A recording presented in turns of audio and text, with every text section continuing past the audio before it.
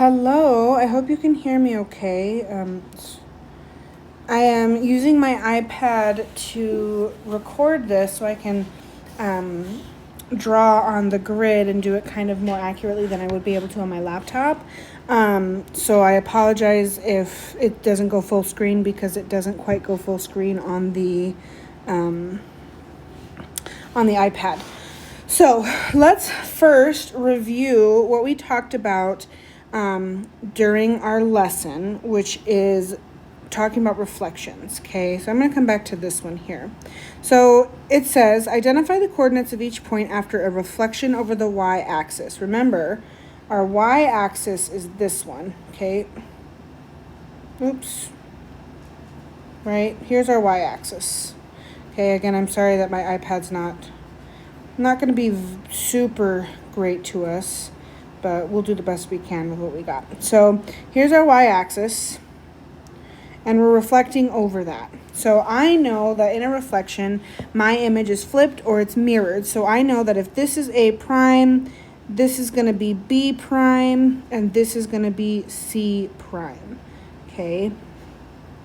So because I know that those are the labels, I can then just count, right, using my coordinate grid here, my coordinate plane. I can count to figure out where these points land. So I know that B is 1, 2, so my x is going to be -2, but I need my parenthesis here, -2, comma, comma, -2, and I have to go up 1, 2, 3, 4 points. 1, 2, 3, 4 points.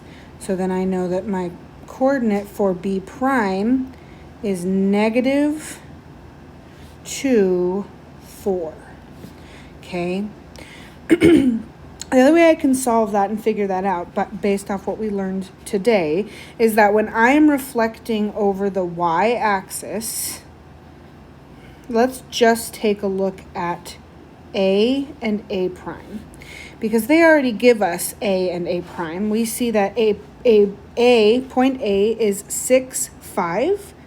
And I know that when I reflect it over the y-axis, that all I'm changing is my x coordinate, which is any of the numbers that land on this line, right? That's my x coordinate. So as you can see over here in the coordinate table, we have 6, 5 for A, and we have -6, 5 for A prime. I stayed on the same level of y the whole time during this reflection. So my y number doesn't change. Remember, my y number is going to be the second number in our coordinate. Okay, this is my number y in my y placement. This is my x. Okay, so when I reflect over the y-axis, sorry for that, I tried to erase it. When I reflect over the y-axis, the only number that changes is going to be my x coordinate. Okay. Oh gosh, I'm like struggling to use the iPad. Hold on, sorry. So that's for A. So then to change, when I reflect, what changes is just my 6, and it changes to -6. Okay, so I hope that clears that part up if you didn't understand that, and I hope this video doesn't make it more confusing as I'm trying to figure out how to use my iPad here. So there's that. I know then, because I see that for C, it's 8, 1. I know just off of my learning that, oh, well, I have to switch my x coordinate, which is going to be -8 and +1. And then I can check my work. And it's correct. Awesome. Okay, so moving on here. Now this one doesn't give me the triangle, so I have to kind of go off of what I've learned. Well, based off what I learned, I know that the y coordinates are going to stay the same. So it's going to be something, right? I'm going to leave it blank because I don't know what my x is going to be yet. And I know my y stays the same. So if my y stays the same, it's going to be something -2, something -4, right? So I have my y's, but I don't have my x's, okay? Coming back up to point B. Well, I see here, point A is here and A prime is here. So that is a reflection over the y-axis. So just reiterating, my y coordinate stays the same the whole time. I never leave, right? I stay there, which means my B coordinate is going to be the same too, but it's going to be on the opposite side of where it is right now, right? Because it's a flip. So that means that my B prime is going to be somewhere over here. And I can double check my work because I see that my original is 6, -2. Sorry, you can't really see that very well. I'm going to fix that there. 6, -2. Oh my gosh. I thought this would work so much better than it is, but it's really not working that well for me. Okay, 6, -2. So then I know, well, if my y stays the same, because I'm staying at the same section, which is going to be -2, then the only thing that changes is my x. So I'm going to go in here, and I'm going to say, well, I know that the x on my original point is 6, so my new x is going to be -6. Looking here, I see my x on my original point is -3, so I'm going to change it to 3 because that's the opposite of it. And let's see what that does. Yep, that was correct. So we're just changing our y point, or we're just changing our x point and keeping our y point the same. Okay, I hope that makes sense. Looking back here, this is the part that I think some people maybe got confused about. We notice with each of these points, we have 4, 5. So then when we reflect it over the y-axis, we have -4, 5, because the y stays the same. And you see the same thing with the next point. It goes from 6, -2 to -6, -2, and -3, -4 to +3, -4. So what are we going to do here? Well, we're going to keep our y the same and switch our x. Because our x is positive, we're going to make it negative. Then we're going to put the same y. So then what that means, what we do with the letters, is we give our parenthesis, we change it to -x, comma, positive y. Because the y stays the same. It does not change. Right? And that would be the correct answer for this. Moving on. Okay, we said that Amare is not correct because if you look over here, right, when we do a reflection, we're flipping our shape, which means this point right here should be D prime, and this point right here should be B prime. Because B is the farthest point away from the x-axis, and D is the closest, so it should be right here. Okay, so that is why Amare is incorrect, because that's not right. Hold on, I think my dog is trying to drink water out of the toilet. Apollo! Don't drink water out of the toilet, you sicko. Go lay down. Go kennel. Kennel up. Sorry. Okay, moving on. Okay, now let's talk about translations.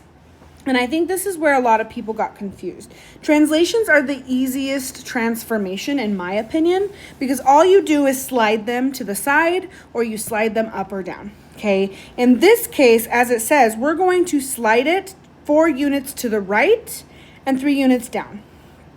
For now, we're just going to focus on moving it to the right. Okay, so I'm going to start at point B because I feel like point B is a little bit more accessible right now because it's not in the middle of a shape. Okay, so starting at point B, if we're going to move 4 units to the right, I'm taking this point right here, which this tells me that my x-coordinate right now is at 0, right? You can see that because when we read a grid, we're starting right here at 0, okay? So although it's on the vertical line, that actually means that it's 0 for the x coordinate.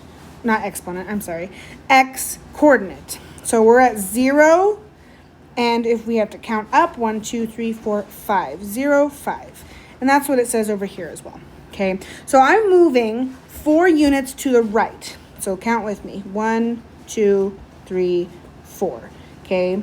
My new placement for B is no longer 0, but it's 4, okay?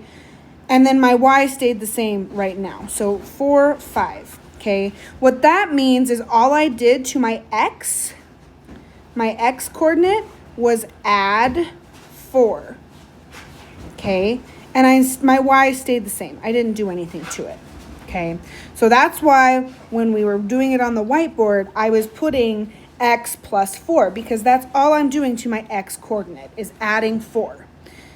Now, it wouldn't be that way if I said 4 units to the left, right? If I'm moving this way, 1, 2, 3, 4, my new placement for B would be here, which is actually 1, 2, 3, 4, negative 4, and 5. Okay, so if I'm moving to the left, I'm actually subtracting 4 and keeping my Y because I haven't moved up or down. Okay, so that's where we kind of went into the details of left and right, adding and subtracting, just the X coordinate. So now let's finish the rest of it. So we know that if we add 4, we're moving to the right. So if we add 4, 1, 2, 3, 4, we're here, okay? That means our X coordinate is 0 plus 4, which would be 4. And our Y coordinate right now is 5. Okay, but it also says we have to move 3 units down. So that means I'm going to now take my point and move it 3 units down. 1, 2, 3. My new point for B prime is going to be 0 plus 4. Oops. It's going to be 0 plus 4 for the X coordinate and 5 minus 3, okay, because we went down 3. Just like we did on the X, when we go left, it's negative because we're going this way. It's the same thing when we're doing Y. If we go down, it's going to the negative numbers. So we subtract 3. If we were going up, and I said move over 4 and then go up 3, then it would be positive 3. Or plus 3 on the Y coordinate. But this time, we're going down. So that is where we get this. So then if we do that math, point B is going from 0 to 5 to 0 plus 4, which is 4, and 5 minus 3, which is 2. And that's our new coordinate for that. Okay? Does that make sense? If it doesn't, send me an email and we can go over it again. Okay, I'm going to move on from here so we can talk about this part. Okay, this is the part that I think confused most everybody. Just like we did before, right? You're taking your 3 in your X placement, in your X coordinate, and you're adding 4. Oops. I don't know what happened. Okay, I'm just not going to highlight anything, unfortunately. So because we're moving 4 units to the right, that means we're taking 3 and adding 4, and then we're taking 1, and because we're moving down 3 units, we're subtracting 3. Okay, now if we go through and do that math, our new X coordinate is going to be 3 plus 4 is 7. 1 minus 3 is negative 2. Okay, basically what we're doing is in our x coordinate, we are adding whatever we're moving. So in this case, we're adding 4 because we're moving to the right for our x coordinate, and we're subtracting 3 from our y coordinate. And if we were to start at -4, 5, add 4 to -4, you're going to get 0. Minus 3 from 5, you're going to get 2. And you see that for point A, that's the correct answer. Okay? And you could do that with all of these points, and it'll all come out to be the same answer. Does that make sense? If not, let me know and we can talk about it. Thanks.